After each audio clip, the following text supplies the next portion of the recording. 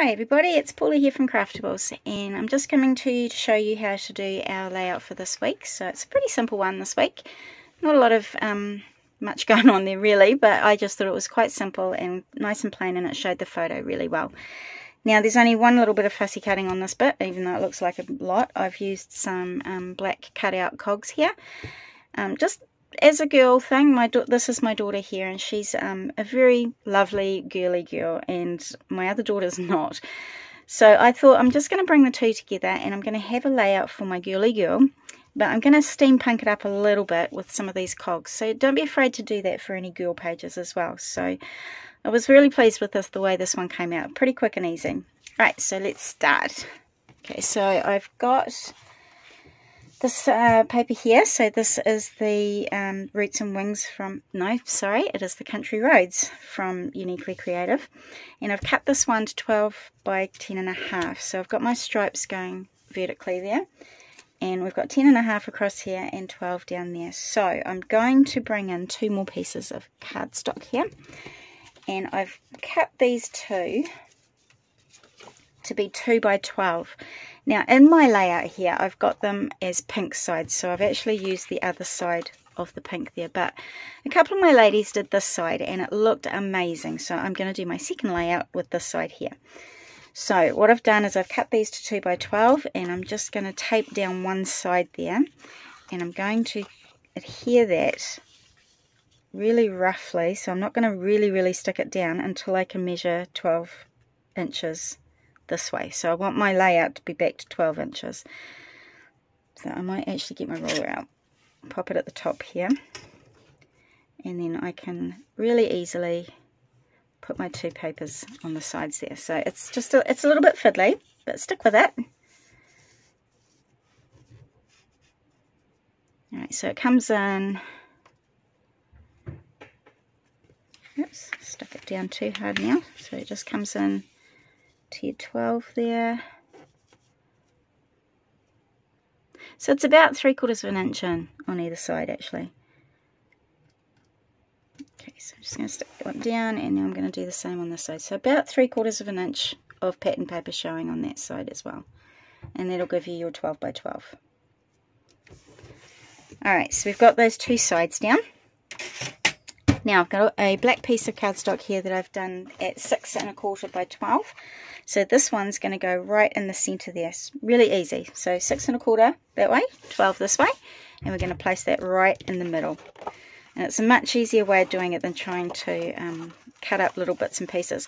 If you wanted to save a bit of this paper and not use all this middle bit, because that's basically getting covered up, you could just cut maybe an inch strip, and then you could put that on the inside of your photo mat. So what I'm saying, let's try again, is I've cut this whole black piece underneath here at 6 1/4, but what you could do is just cut a strip and put it underneath this pink one here, so that you've got all this middle piece saved up there. So it is, I'm wasting a wee bit of paper, but I just find it much easier to do it this way. So I'm going to pop that on there, sort of center it in the middle as much as I can. There we go. And then I've cut another bit of pattern paper to 5 3/4 by 12. So this one's going to go over the top. So see, I've only got a little bit of the black showing in the end. So just cut a little strip if you want to save on paper there. So this one's going to go down over the top of the black, and this is going to be where I put my photo mat. Now when I do my photos for classes and stuff, I actually just print my photos out on paper. It's just because they get touched a lot and they get damaged quite a bit. So if you see me doing photos and they just look a wee bit washed out or a bit funny looking, it's just because it's on paper. And then after classes are done, I pull them off and I replace them with the proper photo. Alright, so we've got a 4 1/4 by 6 1/4 photo mat here. And this is going to be a mat for my 4 by 6 photo. So I'm just going to pop my beautiful daughter down there. I'm a wee bit biased, but I think she's gorgeous. Okay, so that's going to go on there. In the center there. Alright, so my girl is going to come down about 2 inches from the top there. So I've got all the space to put the rest of my things on. So I'm just going to stick that down. And everything else that you're going to be decorating with can just go straight over the top of your photos now. So there's no sort of stuffing underneath photo mats or anything like that. So pop her there. So I've cut out a little flourish out of black.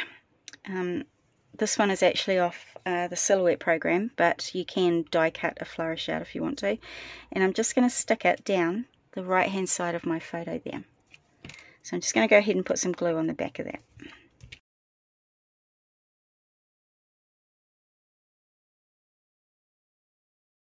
On the right hand side of my photo.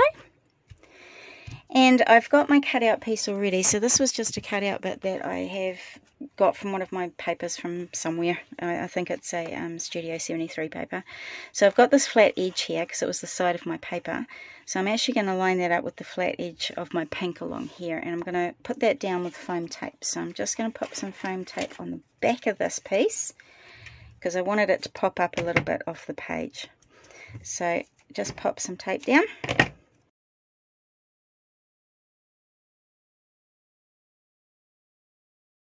Right, so that is down now, and basically all I have to do now is stick my cogs on. So I'm just going to put one just underneath the leaf there. Actually, no, I might actually pop it over on the side here a wee bit like that. So have a play with your cogs. I just put them, I've only got about 5 here I think, so you could just sort of layer them on top of each other if you want, put a braid in the middle if you wanted to, like of these middle bits here. Just have a bit of a play with it. Be creative. Don't be afraid to do something and not like it. Sometimes we're a bit frightened of doing something and thinking, actually, that looks really bad. But you need to go away from it for a little while if you're having trouble with it. And this is something I do a lot because I do a lot of designing. Is sometimes I just get frustrated because I'm thinking, this is just looking awful. I don't like it. And I just can't do any more. So I often just go away, have a cup of tea or something, and then I come back to it, and it actually usually looks a lot better than I thought it did when I left. So I think sometimes we can just get a little bit overwhelmed with it a little bit. So always just have a little break if you need to. Alright, okay, so there's all my cogs on there. I have changed it up a little bit as to my new one, my other one. And then I have cut out the Picture Perfect, and I think this is a Kaisercraft die. Yes, it's a Be Yourself pack, and it's DD769. So this was from that, and you get lots of sayings on there. So I'm just going to put this on. Don't be afraid to have little titles as well. So sometimes titles can just overtake your whole page and your whole photo, and sometimes it's just nice to have something a little bit less, a little bit subtle. So I've just got a little title here this time. There's a bit of room down here to do some journaling if you like, which I'll probably do a wee bit later on my page there. Okay, so I'm just going to off-center that a little bit. There we go. So that's our page basically. It's pretty easy. If you wanted to rough up these edges a little bit along here and ink them with black ink, that would sort of separate it a little bit from these pattern papers on the edge there. I have done that on this one, my first one. I did rough it up and I have put a bit of black ink on there. So it does give it a bit more definition.